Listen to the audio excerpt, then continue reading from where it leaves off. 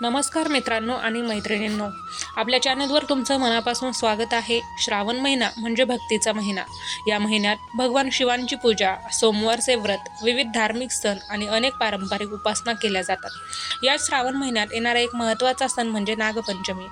नागपंचमीच्या दिवशी अनेक भक्त नागदेवतेची पूजा करतात, भगवान शिवांचे स्मरण करतात आणि आपल्या कुटुंबाच्या सुख समृद्धीसाठी प्रार्थना करतात.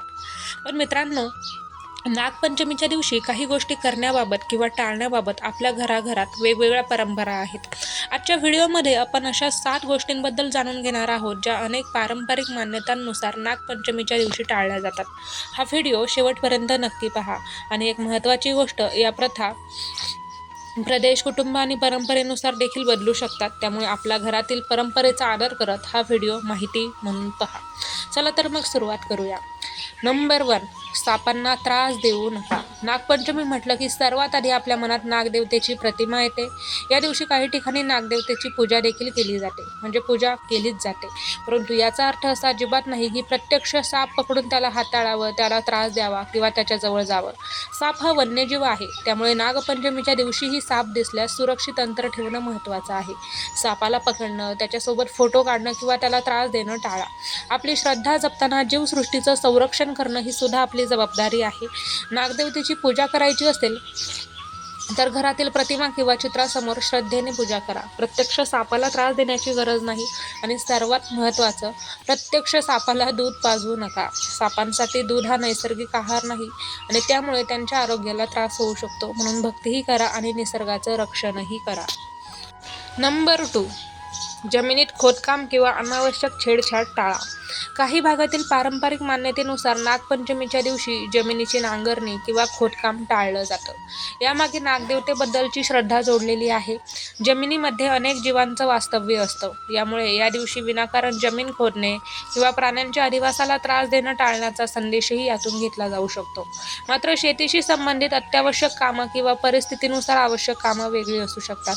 म्हणून आपल्या स्थानिक परंपरेनुसार या प्रथेमागचा सुंदर विचार एवढाच की निसर्गातील जीवांना त्रास होऊ नये म्हणून नागपंचमीच्या दिवशी नांगरणी केली जात नाही, खोदकाम टाळलं जातं.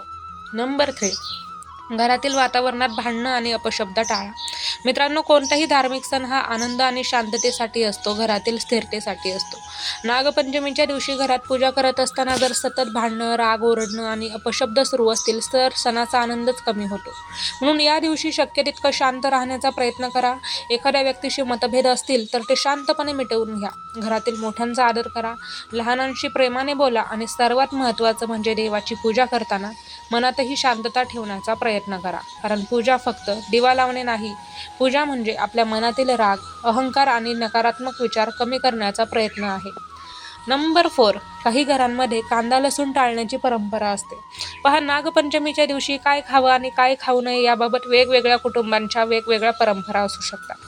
काही घरांमध्ये या दिवशी उपवास केला जातो, काही ठिकाणी सात्विक आहार घेतला जातो, तर काही घरांमध्ये कांदा लसूण आणि काही विशिष्ट पदार्थ टाळण्याची पद्धत आहे.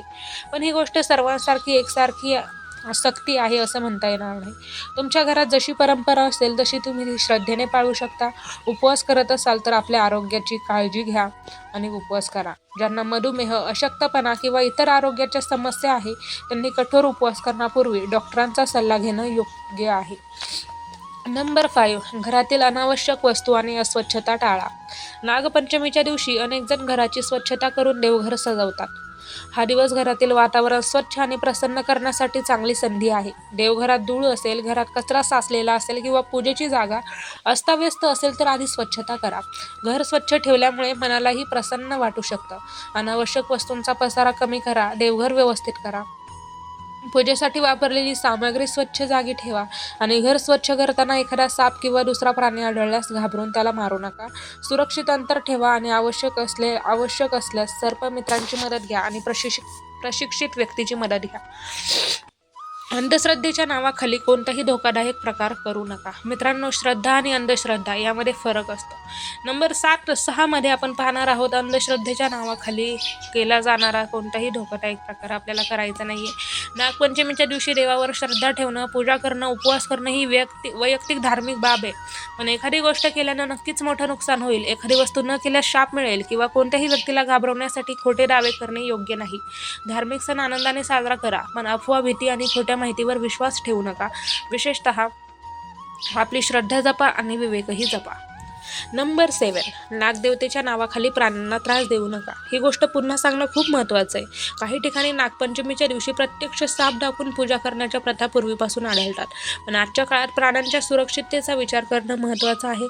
सापाला पकडणं, त्याला जबरदस्तीनं दूध पाजणं, त्याला गर्दीत फिरवणं आणि त्याच्यासोबत पूजा करणं वगैरे, तर या प्रयत्न करणं टाळा. तुम्हाला नागदेवतेची पूजा करायची असेल तर नागदेवतेचं चित्र किंवा मूर्ती ठेवून किंवा ग्रामीण भागात वारोळ पूजण्यालाही महत्त्व आहे.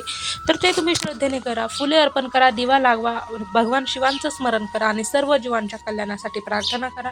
हीच खरी भक्ती ठरू शकते. पहा, नागपंचमीच्या दिवशी काय करावं. आता आपण 7 गोष्टी जाणून घेतल्या ज्या अनेक परंपरांनुसार टाळल्या जातात.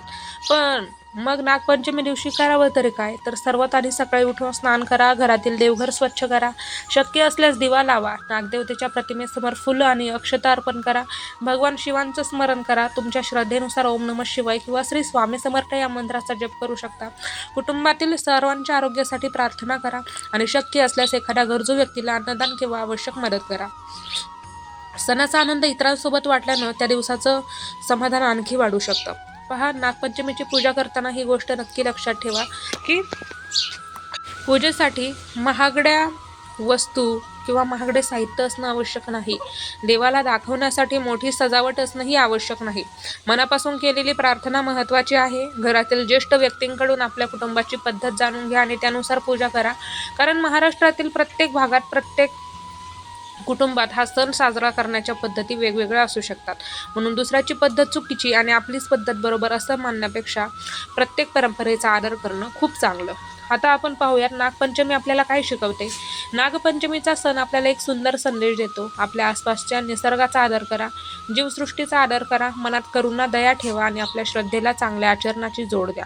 नागदेवतेची पूजा करताना आपण फक्त एका देवतेला नमस्कार करत नाही, तर निसर्गातील एका महत्त्वाच्या जीवाबद्दल आदर व्यक्त करण्याचाही विचार आपला करू शकतो. म्हणून या नागपंचमीला एक छोटासा संकल्प करा.